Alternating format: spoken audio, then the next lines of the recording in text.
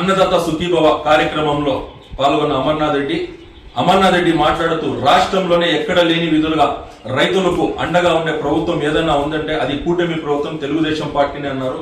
రైతులకు సబ్సిడీలో విత్తనాలు గాని, డ్రిప్ ఇరిగేషన్ గాని అన్ని విధాలుగా రైతులకు అండగా ఉండే ప్రభుత్వం ఉండింది అసమర్థ ప్రభుత్వం వైసీపీ. కానీ ఇవాళ మూడో విడతలో రైతులకు అన్ని విధాలుగా ఆదుకుంటున్న ప్రభుత్వం ఏదైనా ఉందంటే అది కూటమి ప్రభుత్వమే అని అమర్నాథ్ రెడ్డి అన్నారు. రైతాంగానికి సంబంధించి పూర్తి స్థాయిలో ఈ ప్రాంతంలో అటు సాగునీటి కావచ్చు, అటు పండించేటువంటి పంట గిట్టుబాటు ధర కలిగించేదని కావచ్చు, అటు పండించేటువంటి పంటను సక్రమంగా సరైన టైంలో మార్కెట్కి తీసుకెళ్ళేటువంటి రహదారులకు సంబంధించినటువంటి సౌకర్యాలు కావచ్చు, ఇవన్నీ కూడా రాబోయే 1-2 సంవత్సరాల్లో మన పలమనేరు నియోజకవర్గంలో పూర్తి స్థాయిలో 100% కంప్లీట్ చేసేదానికి ఈ ప్రభుత్వం పూర్తి స్థాయిలో కృతనిశ్చయంతో ఉందని చెప్పే సందర్భంగా కూడా మీ దృష్టికి తెస్తా ఉన్నా. ఎన్ని ఇబ్బందులున్నా ఈ రోజు రాష్ట్ర ప్రభుత్వం పూర్తిగా ఇబ్బందుల్లోనే ఉంది.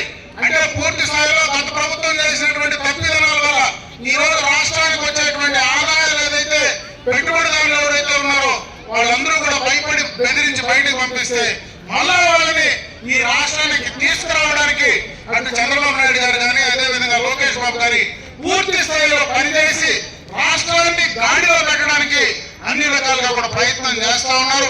ఈ రోజు పోలవరాన్ని కంప్లీట్ చేయడానికి ప్రభుత్వం విషయంలో రాబోయే సంవత్సరంలో పోలవరాన్ని పూర్తి చేయాలనేటువంటి ఆలోచన ఉంది.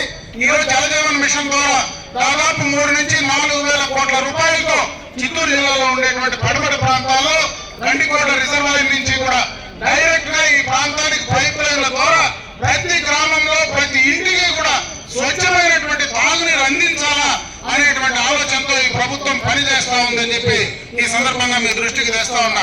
ఈరోజు మహిళా సోదరి మళ్ళీ ఇక్కడ చాలా మంది ఉన్నారు, అందరూ రైతు కుటుంబంలో నుంచి వచ్చిన వాళ్ళే.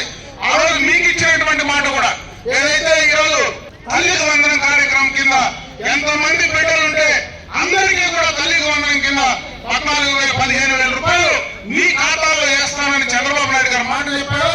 ఆ మాటను కూడా నిలబెట్టుకోవడం జరిగిందని చెప్పి సందర్భంగా మీ దృష్టికి తెస్తా ఉన్నా.